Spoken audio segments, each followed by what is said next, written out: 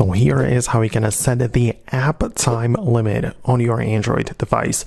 Let me guide you through it. If you're new here, subscribe so you don't miss anything important and we can get started. So you can open up your settings like this.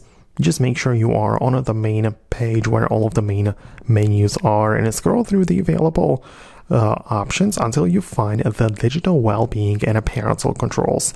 And when you tap on it like this, you will have the ability to see the breakdown of your usage and how much you are using your device and so on. But below we have the app timers, and that is very likely the thing you are interested in. Just tap on app timers and click the plus button to set up a new one.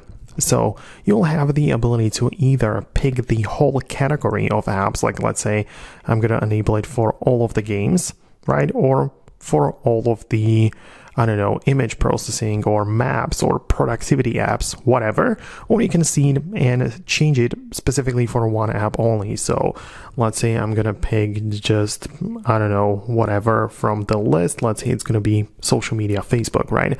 I'm going to click on the set timer. And now I decide how long I'm going to allow the usage of the app.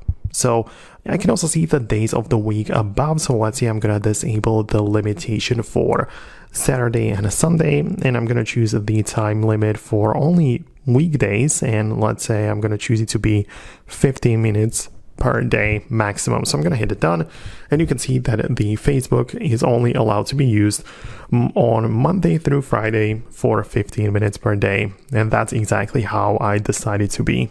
So that's how you can set it up. And if you are setting it up for someone else, it's also a good idea to set up the PIN code, right? Because if you are inside of the main digital well-being section, you can click the three dots like this, tap on settings, and enable the set PIN option, which is going to allow you to type in a PIN code, which is going to be separate one from all of the other codes and only used for this, to make sure that nobody else can change these settings.